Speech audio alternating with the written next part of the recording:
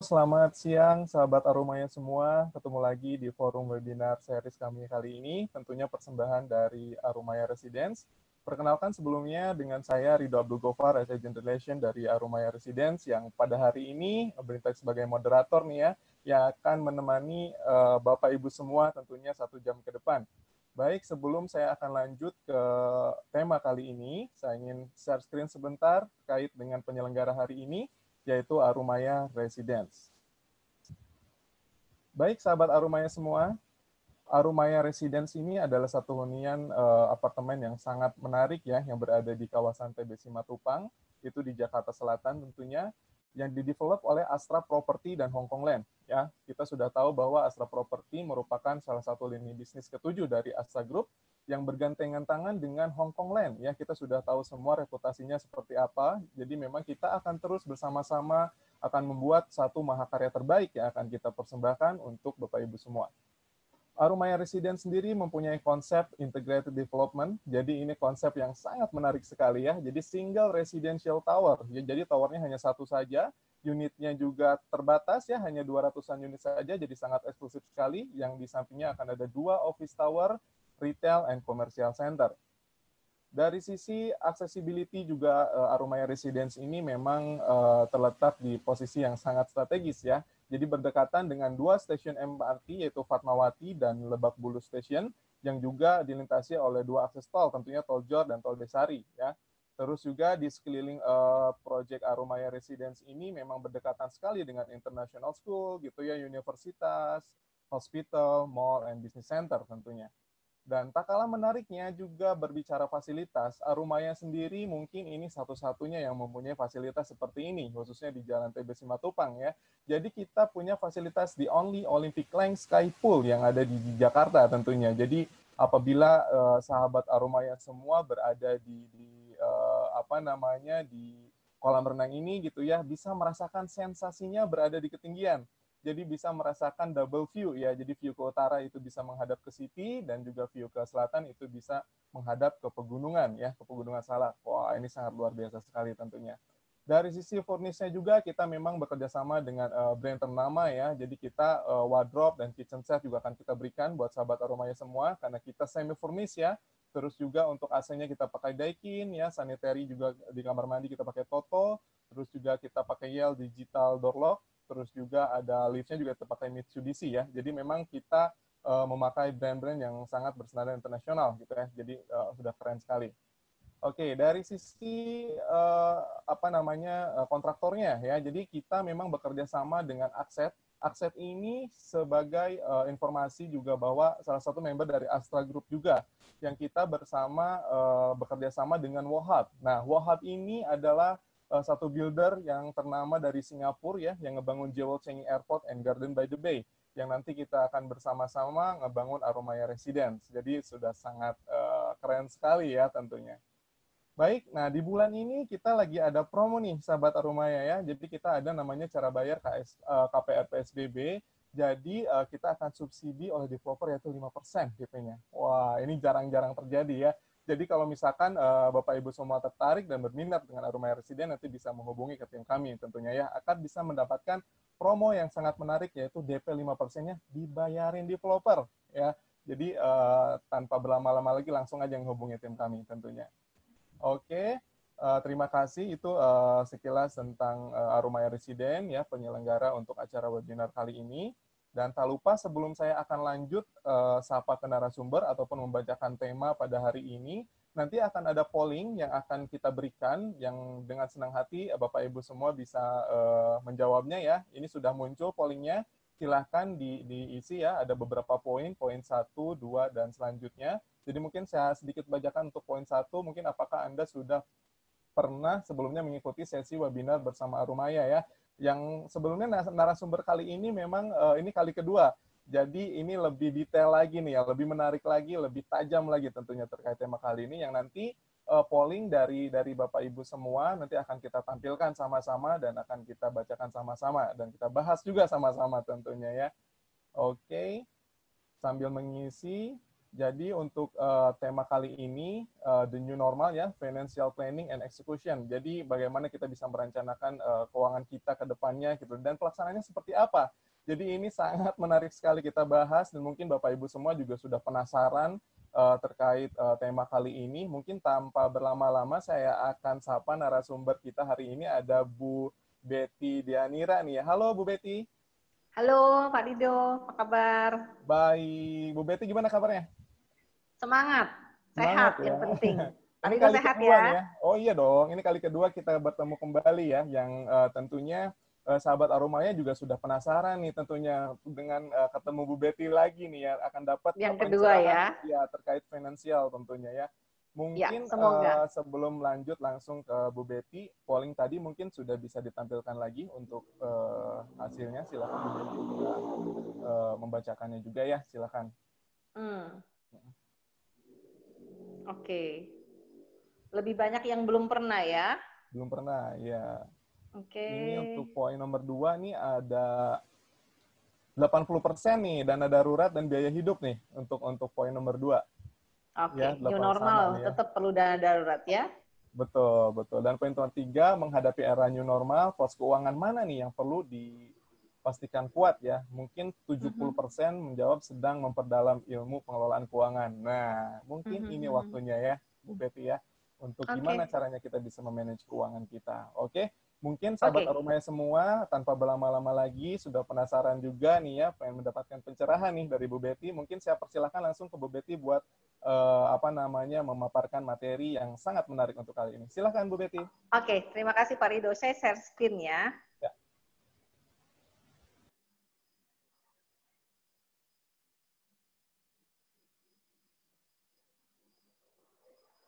Oke, sudah muncul ya Pak Rido? Ya, sudah sangat Oke. jelas sekali. Silahkan. Ya, terima kasih Pak Rido sebelumnya sudah menemani, karena kalau ditemenin tuh saya lebih pede. Kalau nggak ada teman, saya garing sendiri Pak Rido. Baik, Oke, baik, jadi silakan. kita santai aja ya Pak Rido ya. Oke.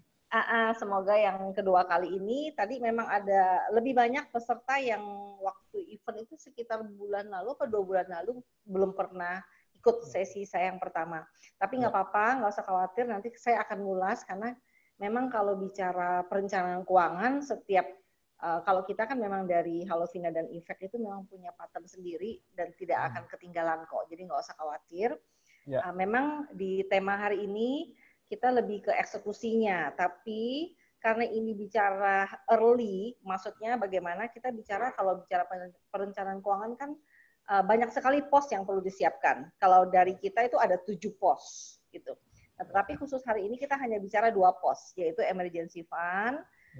Eksekusinya bagaimana, hal-hal apa saja yang perlu kita persiapkan agar dapat membangun dana darurat dengan benar, termasuk bagaimana kita juga menyiapkan perencanaan keuangan kita khususnya untuk jangka panjang.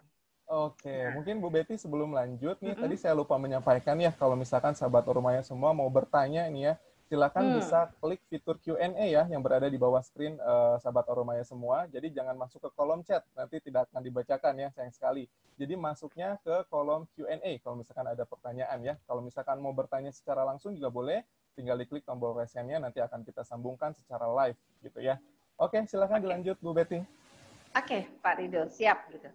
Nah, bicara materi hari ini, tadi di awal polling kita sudah bertanya kepada teman-teman ya yang hadir siang hari ini, menghadapi masa new normal, walaupun kata new normal sendiri, saya sendiri masih wait and see ya, ini benar nggak sih sudah new normal, segala macam Pak Ridonya, semuanya tuh serba masih, angkanya juga masih naik terus, yang terinfeksi, betul ya Pak Rido ya? Betul. Jadi kita memang dari Effect sendiri melakukan survei kepada beberapa responden gitu kan, menghadapi masa pandemi ataupun new normal ini, pos keuangan mana sih yang menurut mereka itu perlu dikuatkan kembali, perlu dipastikan kuat. Nah, tadi teman-teman sudah menjawab lewat polling, jawabannya nggak ada yang salah, karena masing-masing punya alasannya sendiri, Pak Rido. Jadi, kita memang bertanya kepada pos investasi, hutang, asuransi, biaya hidup, dan dana darurat, terakhir juga gaya hidup. Gitu.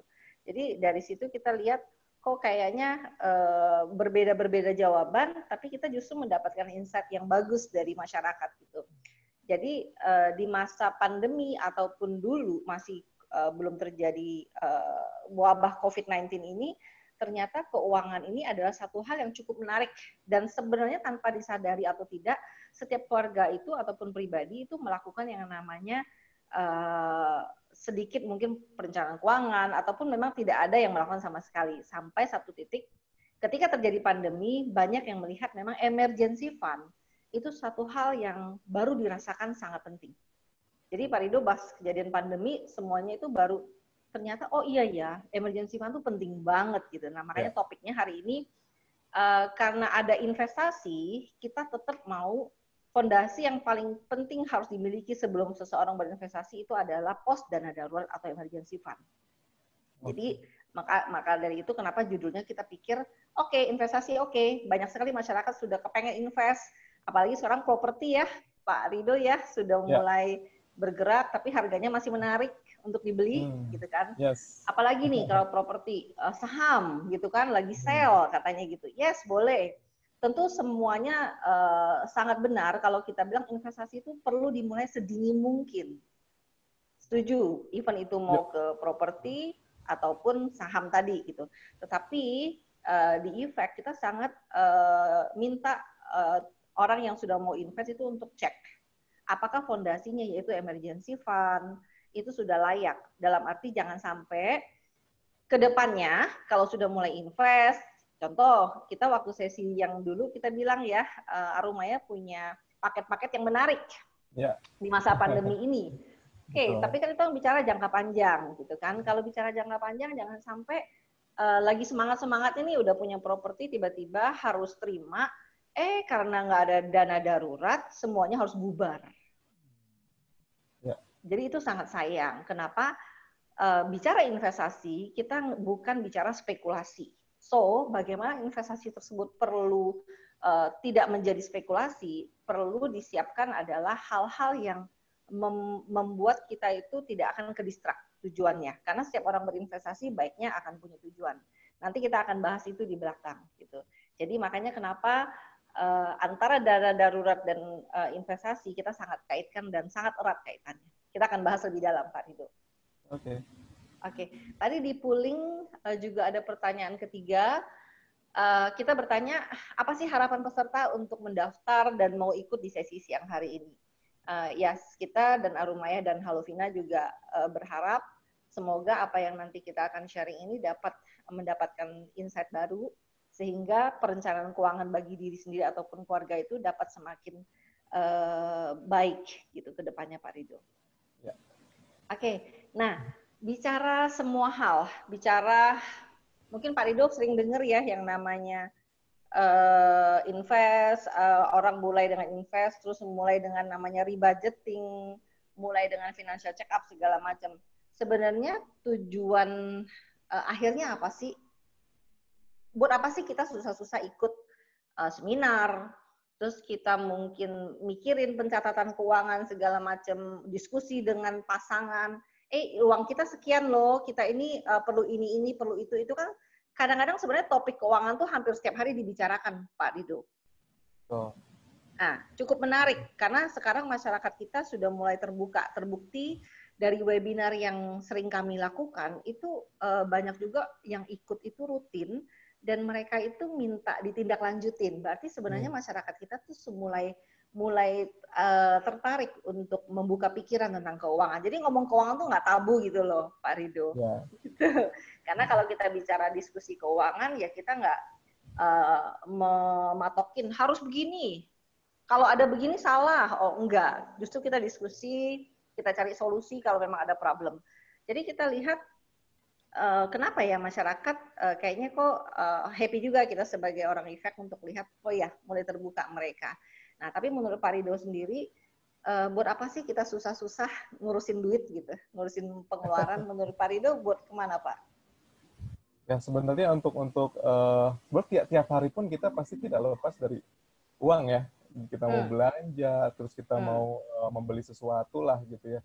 Tapi kan balik lagi ke pos mana nih yang perlu kita bayar nih, yang priority buat kita. Nah itu mungkin kita biar bisa tahu gitu ya bagaimana caranya kita memposisikan ataupun mempos-poskan keuangan kita biar tidak tepat sasaran gitu, nggak tepat sasaran, biar kita betul-betul pas pada porsinya. Seperti itu mungkin Bu Betty ya. Iya, terima kasih Pak Rido. Jadi lebih kepada bagaimana uang yang kita sudah mampu hasilkan setiap bulan, contohnya itu dapat digunakan tepat sasaran ya Pak ya. Ya, setuju. Setuju ya, oke. Nah, kalau saya setuju dan kita rangkum, sebenarnya tujuan akhir kita adalah bukan kaya saja, bukan hanya banyak uang. Ya. Tapi kita mau bagaimana setiap masyarakat Indonesia itu mampu mapan secara mandiri, mampu mapan secara keuangan itu sampai nanti akhir hidupnya. Jadi mapan secara keuangan itu kita sebut dengan bagaimana masyarakat kita sampai akhir nanti mampu hidup dengan sejahtera. Nah, itu yang saya bilang bukan kaya, karena kalau orang kaya, orang banyak uang, itu belum tentu tenang pikiran. Belum tentu dia merasa aman dan sentosa. Kenapa? Karena kalau kita bicara sejahtera itu melingkupi banyak hal. Bukan hanya berkecukupan, tetapi juga perlu merasa secure, perlu merasa sentosa. Jadi hidupnya no worry lah, Pak Rido.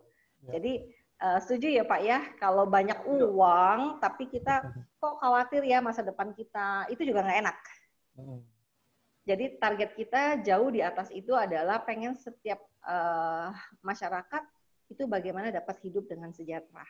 Dan sejahtera itu adalah sebuah perjalanan yang kita tahu pasti prosesnya juga perlu dituntun, perlu dalam proses yang cukup panjang gitu kan, apalagi kita bicara dalam konteks masyarakat pada umumnya, bukan misalnya yang sudah sangat kaya gitu ya, enggak, tapi kita bicara masyarakat pada umumnya adalah bagaimana kalau sedang membangun keuangan keluarganya, kita pengennya adalah bagaimana saya mampu sejahtera saat ini, tapi saya juga mampu sejahtera sampai ke depannya. Itu tujuan kita.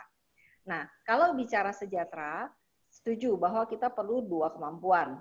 Bagaimana kita berpenghasilan. Kalau kita nggak berpenghasilan, apa yang mau dikelola gitu loh, Pak Rido. Gitu kan. Nah, tapi kita sepakat bahwa yang dikelola itu bukan income-nya.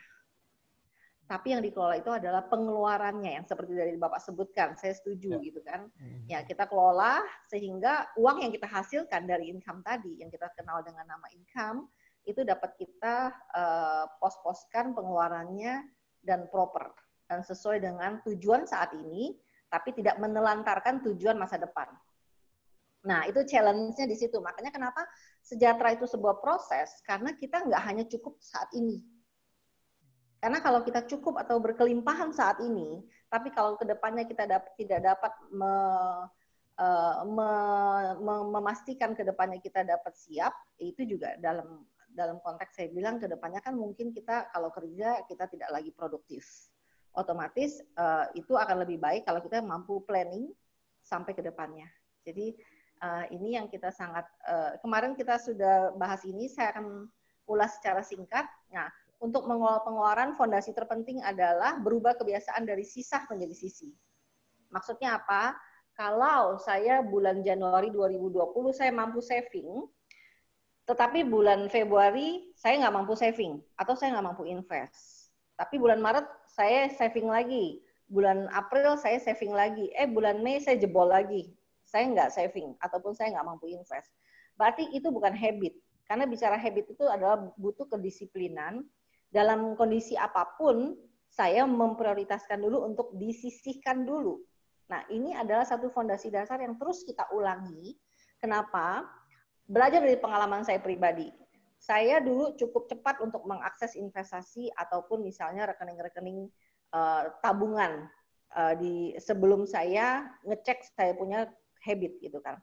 Alhasil adalah pada saat saya sudah berjalan sekian bulan ataupun menahun, ternyata banyak hal-hal yang saya tidak mampu teruskan. Kenapa? Karena saya ternyata masih punya kebiasaannya itu tunggu sisa.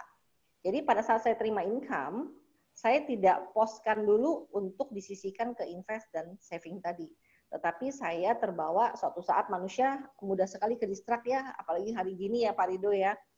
Kita mudah sekali untuk misalnya sekarang semua serba online gitu kan. Itu satu hal yang nggak ada yang mastiin kita nggak berubah. Karena manusia itu biasanya adalah makhluk yang sangat mudah untuk berubah. Gitu.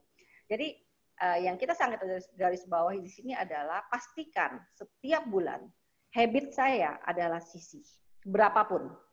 Di sesi sebelumnya kita bahas ada 4 kondisi keuangan seseorang saat pandemi. Ada yang income-nya masih tetap stabil, ada yang income-nya menurun, ada yang income-nya hilang, atau ada juga income-nya bertambah, 4 kondisi tersebut. Tetapi apapun kondisinya, banyak juga yang bilang saat kondisi saya income-nya menurun, saya nggak bicara income yang hilang ya. Kalau income yang hilang ya apa yang mau dikelola. Berarti kita hidup dari dana darurat yang sudah kita simpan selama kita punya income kemarin. Tetapi saat seseorang tidak income-nya sama lagi atau menurun tadi, challenge-nya adalah bagaimana dia mampu tetap di kebiasaan sisi, walaupun mungkin sisinya jadi berkurang. Nah, itu nanti kita akan cek di belakang. Gimana caranya di masa new normal ini, ataupun mungkin yang masih melihat, saya belum melihat ini new normal seperti saya sendiri, saya juga masih wait and see gitu kan. Bagaimana memastikan saya tetap mampu di kebiasaan sisi. Itu tantangannya, Pak Rido. Ya. Jadi kalau kita income lagi bagus, tantangannya adalah konsumtif. Ya. Tapi saat income kita sedang bermasalah, tantangannya adalah bagaimana saya mampu menjaga habit saya agar nggak kembali lagi contoh ke kebiasaan sisa tadi. Itu dia yang poin yang sangat kita garis bawahi di fondasi dasar ini, Pak Rido. Nah, perubahan itu kita nggak tahu, tidak mudah, tetapi kembali lagi saya tekankan bahwa saat kita memiliki tujuan keuangan yang sangat jelas dan sangat penting, kita akan mampu disiplin. Poinnya adalah di situ. Jadi mengapa saya sebut tadi di early financial planning, kenapa? Karena sebenarnya financial planning bukan hanya bicara dana darurat dan investasi, terpenting adalah saya mengenal apa yang saya mau capai sebagai financial goal saya. Gitu. Nah, setelah sisi, kita langsung poskan ke sisi ke Mindwell. Mindwell itu yang kemarin kita bahas adalah habiskan uangmu ke 7 pos ini dan tetaplah makmur, tetaplah sejahtera. Jadi di Halovina ataupun di Efek kita nggak ajak teman-teman untuk berhemat karena berhemat itu nggak nyaman. Tapi kita justru ngajakin, yuk gimana caranya kita boros, tapi borosnya ke pos yang proper, pos yang 7 ini. Nah, khusus hari ini kita akan bahas adalah dana darurat dan investasi. Oke, nah bicara dana darurat, banyak sekali saya akan mulai dengan definisinya, karena banyak sekali definisi yang kurang tepat sehingga dana darurat tersebut juga diakses atau dibentuk dengan cara yang kurang tepat. Setuju dong Pak Rido? Kalau definisinya dia sudah nggak sama, nggak tepat gitu kan, otomatis ke belakangnya juga akan ada mungkin masalah gitu. Jadi sebenarnya emergency fund atau dana darurat tadi adalah dipakai untuk antisipasi keadaan mendesak di mana sebuah risiko yang kita nggak harapkan dan belum dianggarkan. Nah, pos ini yang kemarin kita nggak bahas detail, tapi karena hari ini saya pikir sangat penting, saya akan cukup lama bahas emergency fund. Gitu. Satu hal yang kita maksud dengan yang tidak diharapkan itu, Pak Rido pasti setuju. Mudik itu atau pakaian lagi sale, atau lagi ada misalnya jualan produk yang kita suka dan lagi sell, itu bukan darurat. Karena tidak masuk kategori risiko yang tidak diharapkan dan tidak dianggarkan. Betul. Dan darurat inilah yang kita kalau ngobrol sama responden cukup lucu gitu kan. Kan ini bajunya lagi sell, darurat banget, saya harus belanja sekarang gitu. Nah, kalau definisi ini tidak dipahamin, otomatis mudah banget mencairkan. Sehingga saat terjadi kondisi dana darurat, kondisi darurat seperti saat ini yang banyak terjadi, kehilangan pekerjaan kayak tadi yang kita ceritakan, otomatis pos tersebut mungkin sudah tidak dalam angka yang sehat. Nah, nanti kita akan cerita bahwa dana darurat di masa pandemi dan dana darurat saat kita masih kondisi normal kemarin sebenarnya ada perbedaan yang cukup perlu diperhatikan gitu. Jadi kita mulai dengan definisi bahwa ini adalah kondisi yang sebenarnya tidak diharapkan, tidak dianggarkan, itulah kondisi darurat. Nah, sebenarnya tujuannya apa? Contoh kita cerita paling banyak terjadi selama pandemi ini adalah banyak teman-teman kita yang kehilangan pekerjaan ataupun income-nya menurun sampai 50-70%. Setuju ya Pak Rido ya? Nah, hari ini kita terima WA gitu kan, temen curhat gitu kan bahwa income-nya menurun 70% gitu kan, seorang kepala rumah tangga. Dan beberapa minggu yang lalu kita terima juga income-nya menurun 50%. Kita berpikir, mereka ditawarkan dua hal. Ambil kebijakan baru ini karena kondisi memang sedang tidak memungkinkan untuk perusahaan, atau mereka boleh resign dengan menerima 2 bulan gaji. Nah, sebagai seseorang yang memang namanya kepala rumah tangga pasti menanggung di mana istrinya nggak kerja gitu kan.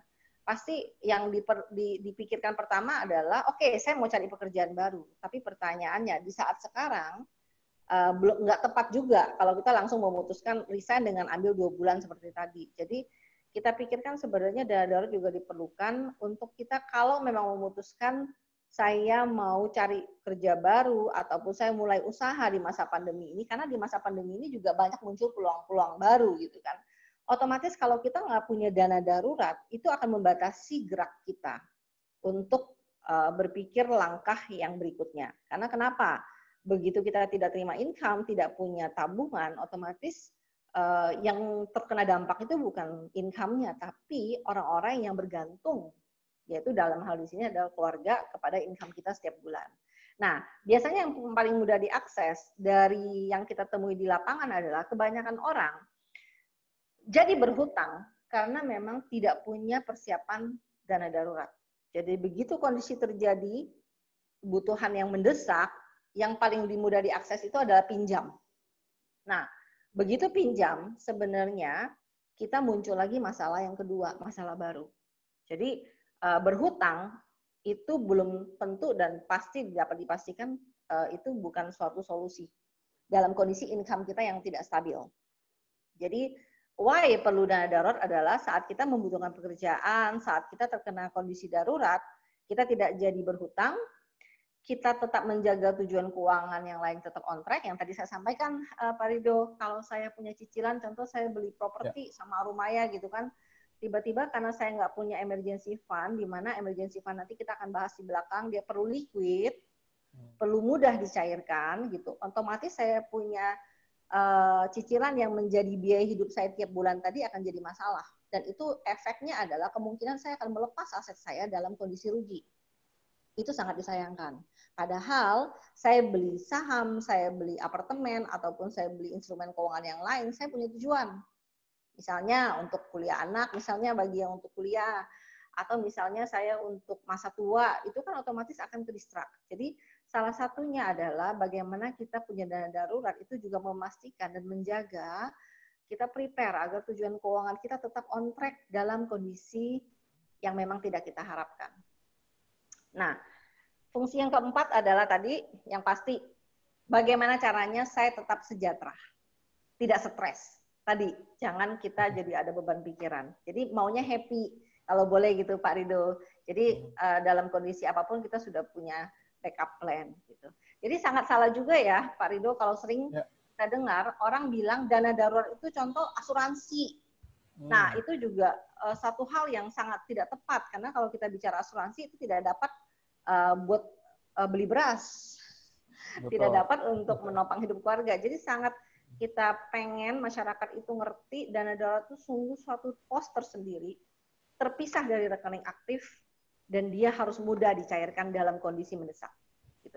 Ini hal-hal yang sangat kita tekankan. Nah, berapa besar sih dana darurat? Ini dia.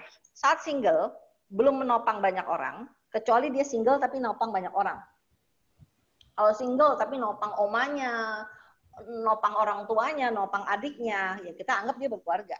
Jadi kata-kata single di sini juga kita perlu explore lagi seperti apa kondisinya. Jadi mengapa bicara perencanaan keuangan itu sangat umum, nah dan sangat banyak sekali aspek-aspek yang perlu kita gali dari klien gitu kan, sehingga dapat memberikan dalam diskusi tersebut advice yang benar gitu. Kalau dia single, benar-benar single, nggak nanggung siapa-siapa, cuman baru pacaran misalnya, yaitu dana darurat yang diperlukan adalah 3-6 bulan pengeluaran.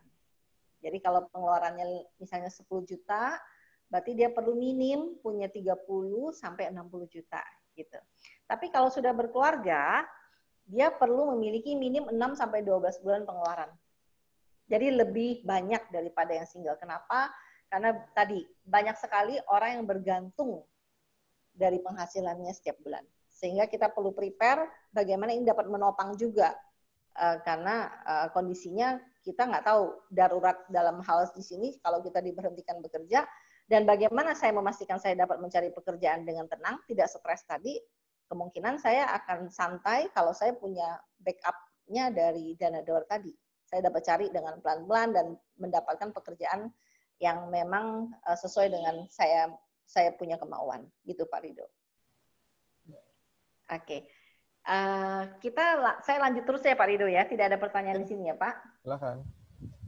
Paling ini aja ya, kalau saya ngelihat dari slide ini kan ada yang single dan keluarga gitu ya, ada 3 sampai 6 bulan pengeluaran. Kalau misalkan di saat kita sebelum masuk ke masa pandemi ini, apakah angka ini sama, Bu? Angka ini sebenarnya waktu masih sebelum pandemi, Pak Rido. Kita masih sarankan sebelum pandemi, ya? Dulu sebelum pandemi, sebelum ada COVID-19 masuk Indonesia, gitu kan. Cuman di masa pandemi ini tantangannya memang adalah kita memang sangat menyarankan untuk menambah, bahkan 2 kali lipatkan. Kenapa? Nanti saya akan cerita di belakang. Iya, betul. Karena walaupun kita sudah masuk yang katanya masa new era, kita new normal. Nanti ya.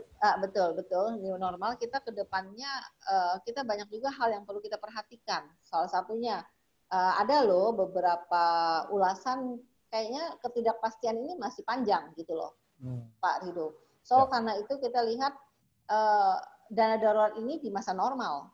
Di masa yang tidak normal, sebaiknya kita menambah. 2 kali lipat tadi itu ya? Iya, betul. Cuman tadi Pak Rido akan muncul pernyataan, ngomong sih gampang. Gitu. Ini kondisi lagi berat nih gitu kan. Nah, tapi kalau di komunitas kita akan bilang kondisi ini anugerah atau musibah ya. Itu satu teman kita suka ngomong, anugerah atau musibah.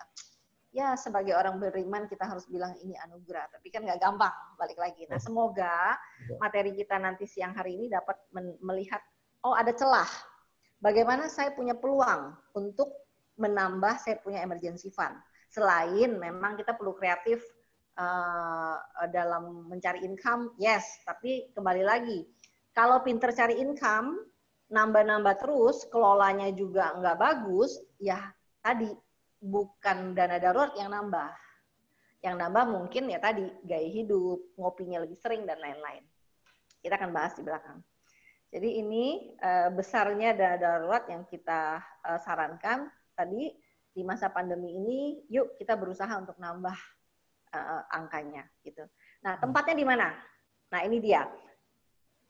Saya baru ngobrol 2 hari yang lalu, temen datang gitu kan, dia cerita gitu kan.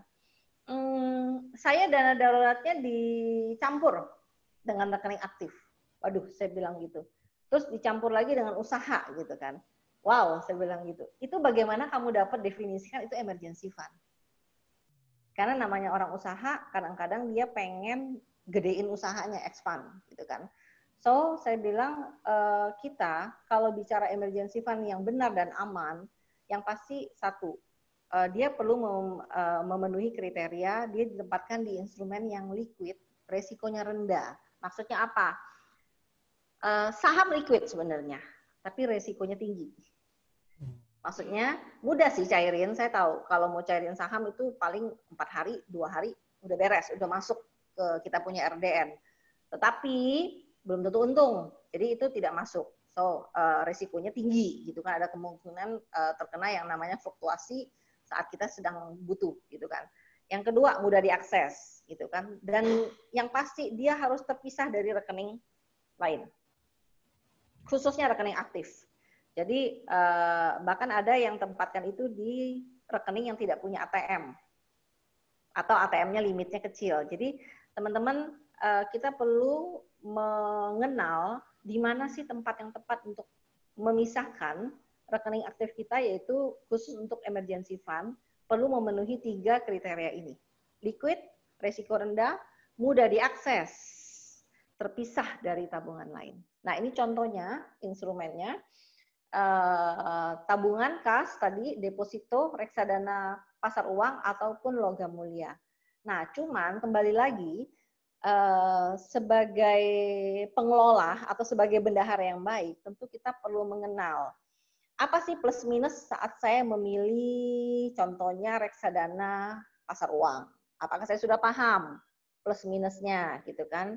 Bunganya memang lebih tinggi sih, tapi dia nggak mudah diakses gitu kan. Nah, jadi baiknya gimana dong? Saya taruh di mana dana darurat saya? Taruh di tabungan biasa. Sayang juga ya kalau misalnya tidak pernah terjadi kondisi darurat seperti doa kita gitu kan, kita mampu budgeting dengan baik sehingga emergency fund kita kayaknya tuh aman-aman aja gitu kan. Sayang juga kalau taruh di tempat yang bunganya kecil. Jadi gimana dong? Nah, kita masuk dalam namanya, coba kita tempatkan di beberapa pos. Contoh, kalau saya misalnya punya emergency fund, saya tetapkan 120 juta. Saya pengeluarannya 10 juta, berarti 12 bulan misalnya gitu kan. Nah, saya diversifikasi. Saya taruh di tabungannya misalnya 20%, sehingga angkanya 24 juta. Terus saya buka deposito, saya taruh 36 juta. Terus saya belajar nih, sampai paham reksadana pasar uang, dan saya siap dengan konsekuensinya, saya taruh 30%. Terus saya misalnya beli logam mulia, saya tempatkan 24 juta gitu. Maksudnya kenapa? Tiba-tiba nih saya kehilangan pekerjaan atau sesuatu yang mendesak terjadi. Yang paling mudah saya cairkan pastinya bukan logam mulia. Saya cairkan dulu yang paling mudah saya akses, yaitu tabungan. Kenapa? Ya tinggal ke ATM kan, tinggal ke teller gitu. Nah, di sini saya dapat pakai dulu 1 bulan saya punya pengeluaran. Ternyata bulan kedua saya belum dapat kerjaan. Udah ancang-ancang nih, tapi saya nggak stres loh Pak Rido. Saya kan punya ini persiapan. Saya sambil cari bagaimana caranya saya dapat pekerjaan baru, bagaimana caranya saya dapat tetap produktif gitu kan. Saya mulai cairkan di deposito, karena kan deposito kita pilih juga yang jatuh temponya bulanan. Jadi begitu bulan kedua udah mulai ancang-ancang belum dapat pekerjaan, saya sudah mulai cairkan sehingga saya terhindar dari kena penalti. Nah, atau mungkin bulan keduanya saya lihat saya punya reksadana pasar uang lagi oke nih, saya dapat cairkan, ya saya cairkan aja. Gitu. Jadi intinya diversifikasi ini juga fungsinya adalah jangan kita kena potongan. Jangan ada potongan antara kita gitu loh Pak Rido. Jadi selamanya kita dapat manage uang kita di tempat yang tepat, fungsinya jelas, kita juga cerdas sehingga kita terhindar dari tadi kerugian-kerugian kecil ataupun kerugian-kerugian besar. Jadi ini fungsinya multi cash account.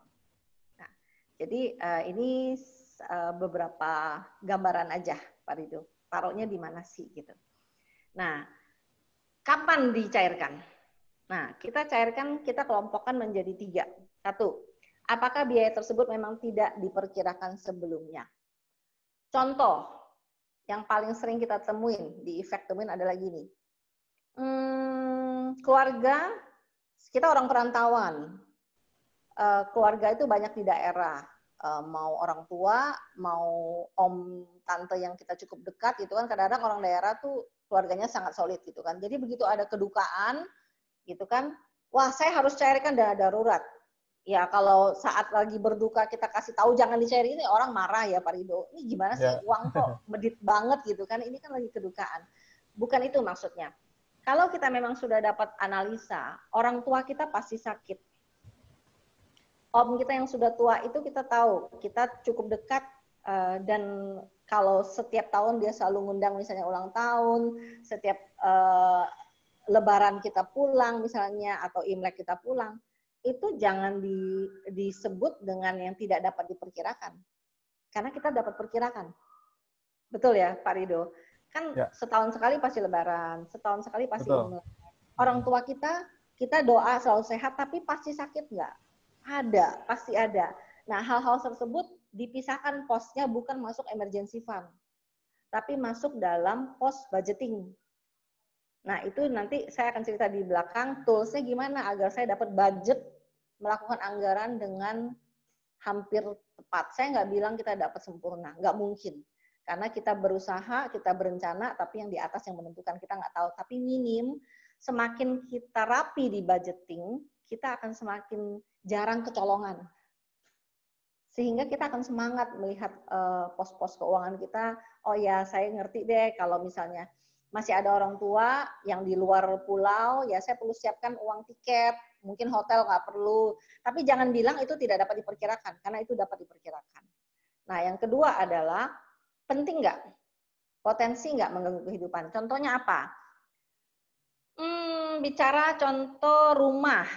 Rumah saya sudah tempatin misalnya 10 tahun gitu kan. Kita tahu kalau rumah 10 tahun, nggak usah 10 tahun lah, apalagi sering musim hujan, angin ribut gitu kan, kerusakan itu akan sangat mungkin terjadi. Gitu. Apapun itu nggak ada yang kekal gitu kan, termasuk bangunan kita, properti kita gitu kan. Nah, kalau saya lihat tetangga saya mulai benerin rumah, terus saya kepengen benerin rumah padahal rumah saya masih layak pakai, itu jangan dibilang mengganggu kehidupan, karena sebenarnya tidak. Kecuali yang dimaksud di sini adalah kalau misalnya tiba-tiba tadi rumah kita masih bagus, tiba-tiba ada pohon terbang dan kita kena. Nah, rumah itu kan satu-satunya tempat tinggal kita misalnya. Ya mau nggak mau itu dicairkan. Tapi kalau misalnya contoh kasusnya bukan seperti itu, kebakaran misalnya, itu kan dapat kita resikonya transfer ke asuransi ataupun asuransi tadi kebakaran gitu. Nah, cuman kalau sering terjadi, kok kayaknya dulu saya punya om rumahnya sebelahnya restoran, sering terjadi. Kalau memang sering terjadi, berarti jangan-jangan kita sudah perlu budgetkan. Atau daerah kita daerah banjir, gitu kan. Sudah tiap tahun pasti banjir 2 kali, ya sudah itu budgetkan. Tapi kalau orang yang tidak pernah banjir selama 10 tahun, ya mungkin dia masuk dalam kondisi darurat. Jadi lihat sikonnya gitu kan. Nah, yang terakhir adalah mendesak nggak? Perlu segera dibayar nggak? Kalau 3 pertanyaan kita sudah analisa, kita berpikir dulu, yes dan semuanya memang sangat penting, ya sudah kita cairkan. Apa yang sudah kita sisihkan setiap bulan untuk emergency fund tersebut. Jadi nggak gampang juga, nggak kegampangan cairin dana darurat. Takutnya nanti tahu-tahu bolong gitu. Oke, nah ini dia, saya sudah selesai bahas emergency fund. Nanti teman-teman boleh bertanya atau nggak boleh diskusi. Kalau ada yang nggak setuju, kita diskusi lagi tentang emergency fund. Tapi kenapa efek sangat menggarisbawahi emergency fund? Karena itu fondasi yang sangat penting. Itu nomor 1. Itu adalah pos pertama yang perlu diisi dari 7 pos ini. Ya, saya nggak bicara teks, saya nggak bicara amal, karena itu juga penting. 3 yang pertama yang warna hijau di atas, teks, amal, dan emergency fund, itu bersifat wajib. Kalau di kita bilang wajib. Membayar pemerintah, bertanggung jawab sama Tuhan, gitu kan, melakukan kewajiban kita kepada Sang Pencipta, tapi juga mempersiapkan fondasi sebelum kita mengakses yang bawah. Berani berhutang, memiliki proteksi, memiliki investasi, dan sisanya adalah untuk biaya hidup. Nah, bahkan kita banyak merekomendasikan bahwa kalau memang belum punya emergency fund, jangan coba-coba sekali-sekali buka asuransi, apalagi asuransi yang mewah. Ya, punyanya dulu asuransi apa yang ada, contoh BPJS. Kenapa? Karena begitu terjadi kondisi dana darurat, itu kalau beli asuransi yang di luar dapat berhenti. Nggak dilanjutkan dan itu sangat merugikan. Gitu. Jadi kita sangat menggarisbawahi poin yang pertama itu adalah yang atas, fondasinya di bawah itu adalah kita boleh akses, kita dipersilakan akses, dan baiknya kita akses kalau memang kita sudah kuat. Gitu. Nah, kita akan bahas yang berikutnya, itu adalah pos investasi, Pak Rido. Nah, sebelum investasi, kembali lagi, kenapa sih perlu investasi? Ngapain? Gitu kan? Enakan juga taruh di bank, duitnya jelas, nggak susah-susah ngaturnya gitu kan. Nah, itu mengapa dari kita selalu kuat, kita harus cari why-nya dulu. Baru seseorang itu akan mau berubah atau dia akan menemukan sesuatu yang penting, dia mau belajar invest, ikut seminar investasi. Kalau belum ngerti properti, saya pikir Aromaya akan banyak sekali marketing yang akan memberikan arahan mana investasi yang paling tepat untuk kondisi seseorang yang pastinya berbeda, apakah apartemen yang seperti apa, metode pembayaran seperti apa. Nah, tapi sebelumnya yang terpenting adalah kita perlu pahamin kenapa kita perlu investasi, ini yang kita tidak dapat hindari. Ada 2 garis hidup. Yang ini adalah garis hitamnya, ada garis pendapatan. Saat seseorang mulai usia produktif mungkin 20 something gitu sampai umur 60-an, itu adalah masa-masa dia mengumpulkan aset.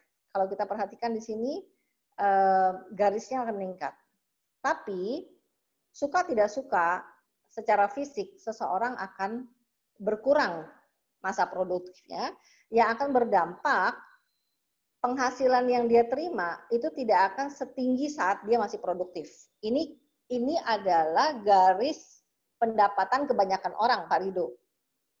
Betul ya, saya nggak bicara nanti kalau misalnya tua dia mampu membangun misalnya pasif income. Enggak, saya bicara kebanyakan dari kita gitu kan. Mendekati kita masa tua, biasanya produktivitasnya menurun. Nah, tetapi ada satu garis, setelah kita memenuhi kebutuhan kita, tanggung jawab kita sebagai orang mandiri secara keuangan, akan ada masanya kita memilih.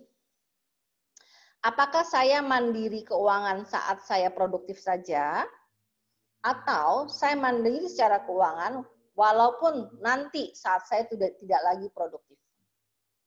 Itulah keputusan yang kita perlu buat. Itulah satu hal yang saya bilang kita perlu menemukan satu hal yang penting. Why? Saya harus invest. Kenapa? Karena masa saya mencari itu ada batas waktunya. Kedua, masa saya nanti menggunakan saya punya income atau saya punya aset, itu akan bertolak belakang antara garis hitam dan garis merah ini.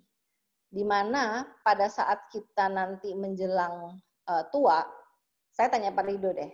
Pak Rido, kalau dulu masih belum ada pandemi, Senin sampai Jumat kerja ya Pak, biasanya orang kita ya Pak? Betul, kebetulan saya juga kerja. Sabtu Minggu kebanyakan libur ya Pak? Iya. Pengeluaran lebih gede mana Pak? Cenderung di weekend sebenarnya kalau saya pribadi ya. Iya, dan itu memang seragam Pak, semua sama. Saya bahkan sudah mulai gedenya itu di Jumat malam. Udah kayaknya tuh udah masa, oke, Senin sampai Jumat saya kerja gitu kan. Apalagi yang sudah berkeluarga, waktunya bersama anak-anak yang sudah ditinggal mungkin Senin sampai Jumat gitu kan. Yuk kita happy-happy gitu. Jadi saya sering ngomong sama teman-teman, Mbak Arti, contoh saya kemarin ngobrol, saya tanya gimana kabarnya selama lockdown gitu di rumah. Aduh Bet, begini rasanya pensiun ya katanya gitu. Luar biasa nggak enak katanya. Kenapa? Punya uang pun nggak dapat pakai. Iya. Ya di rumah gitu kan, nonton sampai bosan-bosan. Akhirnya ya memang ujung-ujungnya kalau dia produktif, dia cari kesibukan di dalam rumah, mungkin dia akan cepat melewati hari-hari. Tapi bayangkan kita pensiun, ada keterbatasan fisik. Jangan sampai ada keterbatasan uang juga. Karena secara physically mungkin kita akan membutuhkan orang lain, mungkin. Gitu kan? Karena saya perhatikan mama saya udah umur 80, turun dari mobil pun udah nggak mungkin segesit kami. Berarti kan kita perlu nuntun, bukakan pintu, tutup pintu, segala macam. Suatu saat mungkin sampai kita mungkin nggak mampu jalan. Jadi secara physically kita suatu saat mungkin akan bergantung dari orang. Tapi akan sangat berbeda kalau saya, karena tuntutan alam, memang membutuhkan orang lain.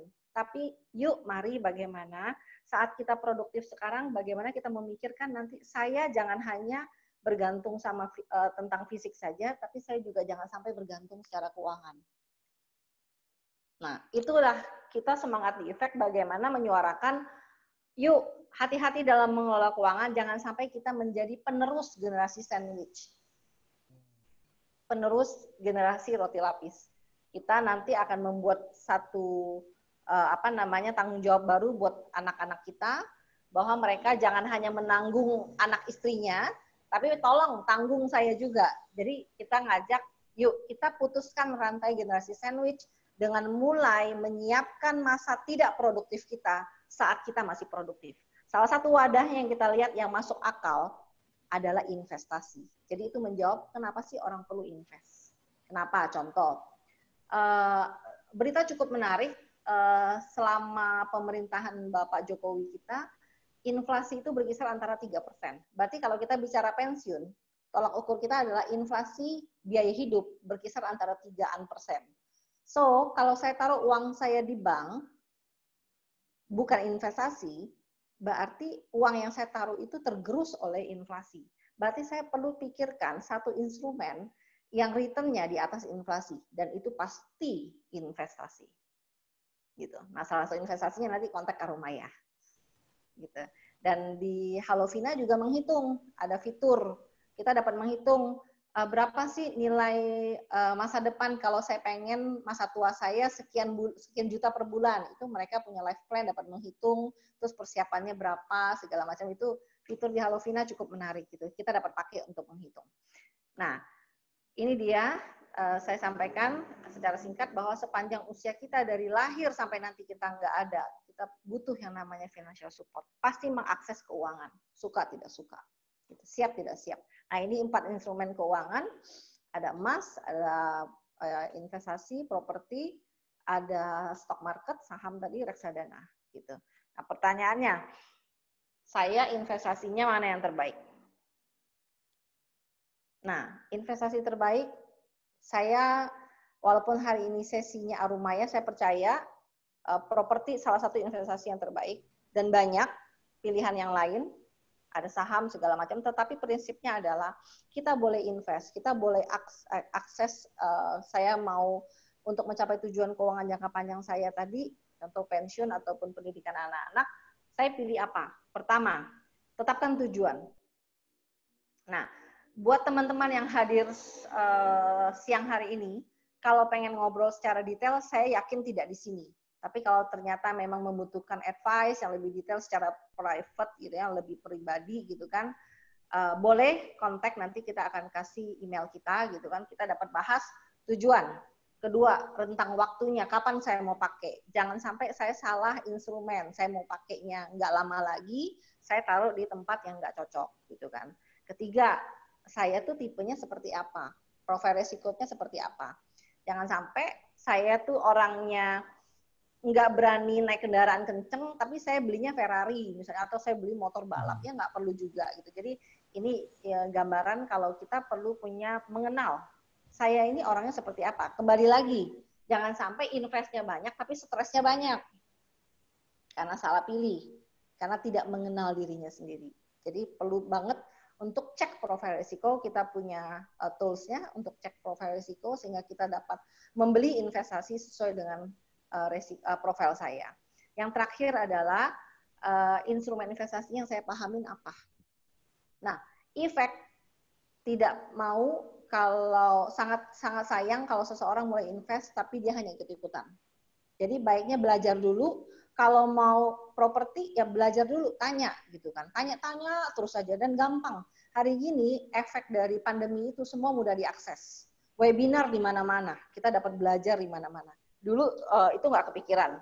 Jadi kalau mau seminar tuh kayaknya harus nyetir 1 jam, bolak-balik 2 jam gitu. Sekarang semuanya Zoom gitu kan. Semua dapat diakses, dapat belajar lewat YouTube segala macam. Jadi ini hal-hal penting yang kita perlu cek. Apakah saya sudah punya tujuan? Kapan saya mau pakai? Saya tipe orang seperti apa? Saya pahamnya apa? Kalau saya memang baru paham deposito, saya parkir dulu uang saya deposito sambil saya belajar. Contoh saya belajar properti, saya belajar saham. Kasih waktu diri untuk belajar gitu. Nah, sebelum melangkah ke investasi memang ada satu hal yang perlu kita perhatikan di masa new normal ini. Banyak sekali kita lihat sekarang berita-berita yang cukup membuat kita ini sebenarnya gimana sih, udah new normal belum sih, tapi kok banyak yang melansir tentang second wave. Bahkan ada yang bilang juga Indonesia tuh belum second wave, orang yang pertamanya aja belum puncak gitu kan. Memang datanya kita lihat di atas 1000 terus yang positif. Jadi yang menjadi perhatian kita, Menteri Keuangan kita juga bilang, saya berdoa tidak terjadi second wave. Nah, ini beberapa berita yang kita lihat. Menku juga bilang kalau kuartal 2 dan 3 negatif, kita perlu siap-siap. Nah, kalau ngomong begini saya merinding. Saya bayangkan, kondisi ke depan gimana gitu kan. Terus ada lagi nih, selain corona yang cukup agak menjadi perhatian, yang lagi raksasa lagi bertempur untuk untuk merebut pengaruh gitu kan. Ini yang selalu bikin, ada apa lagi gitu kan. Jadi selain corona juga ada isu ini yang kita lihat sedang terjadi. Jadi beberapa sedang bertikai, yang kita dengar di berita ya, cukup perlu diperhatikan gitu kan. Dan juga ini belum berhenti nih, PHK terus masih terjadi gitu. Jadi kembali lagi, kalau memang ketidakpastian ini, apakah saya sudah perlu memulai investasi? Nah, balik lagi kita yang tahu, Apakah saya sudah siap dengan ketidakpastian yang kedepannya? Kita yang dapat mengukur bagaimana dengan kepastian saya punya income, bagaimana dengan saya punya emergency fund, dan itu memang perlu perhatian yang lebih khusus untuk diskusi lebih detail lagi, karena kedepannya kita tahu tadi banyak faktor, pandemi masih terjadi, virus masih ada, vaksin belum ketemu, dan beberapa ketegangan terjadi. Jadi memang perlu banget kita fokus satu, emergency fund kita pastikan, kalau perlu ditambah. Kalau investasi jangan sampai udah mulai ternyata salah tadi, karena kita tidak mengukur dengan seksama gitu. Jadi memulainya adalah bagaimana pasti saya ibaratkan kalau kita mulai investasi, apalagi khususnya yang long term ya, jangka panjang, itu ibaratnya kita kalau mau melakukan perjalanan jauh. Contoh mungkin perjalanan ibadah. Kalau naik haji, Pak Rido, itu kan sebulanan perginya ya, lama ya, sebulan 2 bulan kalau nggak salah ya. Betul. Selain dokumen, selain segala hal, pasti diminta apa Pak Rido? Cek kesehatan ya? Ya, cek kesehatan biasanya. Cek kesehatan penting banget. Nah, saya ibaratkan kalau kita mau memang memulai suatu perjalanan dalam perencanaan keuangan yang panjang, kita mulai dengan melakukan financial check-up. Terlepas orang itu punya hutang yang sehat ataupun tidak, lakukan dulu financial check-up. Jadi kita bicara data. Data itulah yang akan membuat kita pede untuk melangkah. Apakah saya punya recordnya hasil financial check-up saya? Oh, ternyata saya sehat. Kalau saya sehat, saya sudah punya budgeting, saya jalankan, saya monitoring, dan saya dapat kurang lebih memastikan tujuan keuangan saya dapat tercapai. Entah itu jangka pendek ataupun jangka panjang. Nah, baik, Bu Betty, menarik sekali ya. Cuman karena kita sudah keterbatasan waktu nih, sudah nggak berasa ya. Mungkin untuk materi ini nanti kita bisa direview juga di YouTube ya. Jadi untuk selanjutnya juga nanti bisa kontak ke Halovina juga, karena ini sebetulnya lebih mendetail sekali nih ya, karena waktu kita sangat terbatas nih Bu Betty ya. Jadi sangat singkat sekali tentunya. Tapi tentunya untuk materi yang tadi di awal yang pada intinya sudah disampaikan ya. Karena sudah nggak berasa nih saya lihat waktu, wah udah 1 jam. Iya, sudah 1 jam ya. Oke. Mungkin langsung ke kesimpulan aja Bu Betty ya terkait dengan tema di awal. Mungkin bisa disampaikan. Saya akan simpulkan. Yang pasti kita perlu pastikan kita punya pengeluaran ada di zona ini, zona hijau, memang penting dan sangat urgent gitu kan. Kebutuhan untuk menambah dana darurat. Terus untuk yang terakhir adalah bagaimana kita memastikan semuanya dapat berjalan dengan baik. Yang tadi, untuk investasi kita perlu mempunyai fondasi yang kuat, yaitu emergency fund yang perlu ditambah di masa new normal ini. Kesimpulannya itu, Pak Rido. Dan ini ada pertanyaan satu nih, tadi ya, sampai lupa nih ya, jadi saking menarik materi ini, mungkin ini dari Pak Iwan, bisa singkat aja ya. Bu Betty, apakah dana darurat harus dalam bentuk tabungan rupiah, atau boleh kita simpan dalam bentuk deposito, reksadana, pasar uang, atau tabungan dalam mata uang asing? Ini gimana nih Bu Betty? Kembali lagi, kalau mata uang asing berarti ada konsekuensi saat konversi kurs. Ya. Nah, itu berarti resikonya kita tidak masuk dalam syarat yang tadi, bahwa kita perlu yang liquid dan resiko rendah. Kalau mau mungkin dibagi aja, multi cash account tadi. Kalau mau misalnya dana darurat bulan ke-11 atau 12-nya yang masuk ke mata uang asing. Tapi kalau yang bulan pertama atau sampai bulan ke-6 harap ditempatkan yang liquid dan jangan ada fluktuasi di dalamnya. Itu jawaban saya. Oke, mudah-mudahan terjawab Pak Iwan ya. Baik Bu Betty, sekali lagi terima kasih nih ya atas sharingnya untuk kali ini sangat menarik sekali. Mungkin untuk selanjutnya ini akan ada sharing sedikit dari Halovina ya. Mungkin saya langsung sapa aja ke Bu Echa ya. Halo Bu Echa. Dari Halo Mas Rido, Bu Betty. Ya, halo semua yang nonton. Ya, dari Halovina ada yang spesial nih buat sahabat rumahnya semua. Coba silahkan mungkin bisa di-share. Oke, aku izin slide share ya sebentar. Boleh berhentiin dulu mungkin Bu Betty? Dulu ya. Oh ya, sebentar. Oke. Oke, sudah. Ya, silakan Bu Echa. Siap. Oke. Halo, apa kabar teman-teman semuanya, rekan-rekan yang sudah ikut webinar. Terima kasih banyak. Semoga webinar hari ini bisa bisa menjadi ini ya insight baru buat teman-teman, khususnya tadi menyiapkan dana-dana setelah kita pandemi ini ya di new normal, dan gimana cara kita untuk mengatur dana darurat juga. Oke, di sini saya mau menceritakan sedikit tentang Halovina. Halovina ini merupakan aplikasi perencanaan keuangan yang teman-teman bisa download di App Store maupun Play Store.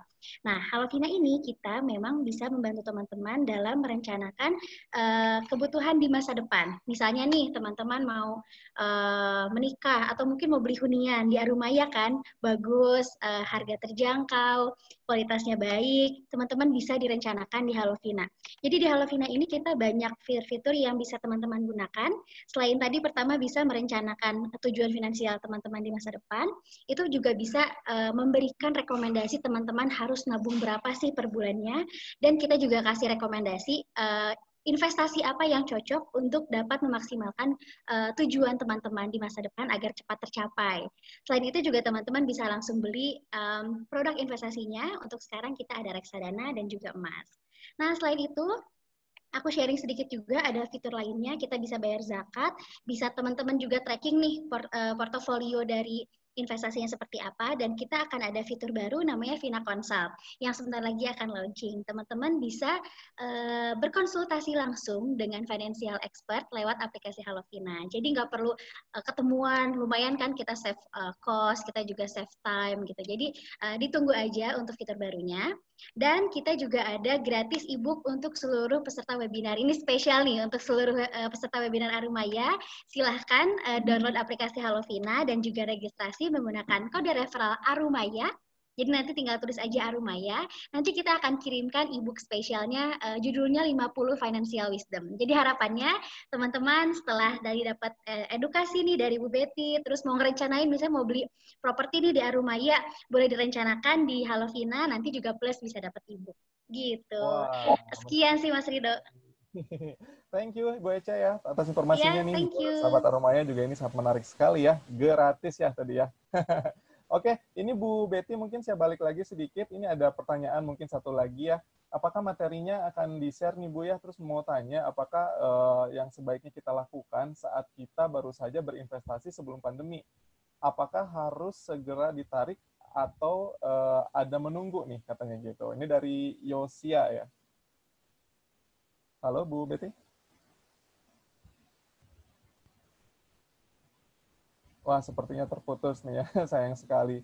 Baik, mungkin sahabat Arumaya, bagi yang tadi bertanya dan belum sempat terjawab, gak usah khawatir, nanti akan kita jawab, tentunya akan kita share lewat email ya. Nah, ini akan ada polling feedback terakhir dari kami, yang dengan senang hati sekali Bapak Ibu semua bisa mengisinya ya. Ini sebagai bentuk evaluasi buat kita, lebih baik lagi ke depannya tentunya ya. Mungkin bisa langsung diisi ya, sahabat Arumaya semua. Oke, terima kasih untuk sahabat Arumaya semua. Sekali lagi setelah bergabung di acara webinar kami hari ini, semoga bermanfaat materinya ya, semoga menambah pengetahuan baru, dan semoga kita bisa merencanakan keuangan kita di masa depan dengan sebaik-baiknya. Oke, terima kasih sekali lagi buat Ibu Betty, buat Bu Eca ya atas sharingnya kali ini. Terima kasih, dan sampai jumpa lagi di forum webinar series kami hari ini. Ya, nanti di selanjutnya juga akan ada webinar lagi tentunya ya. Ditunggu aja ya dengan tema yang menarik juga tentunya. Sampai jumpa di lain kesempatan ya. Terima kasih sekali lagi dan selamat siang. Sehat selalu semuanya. Bye-bye.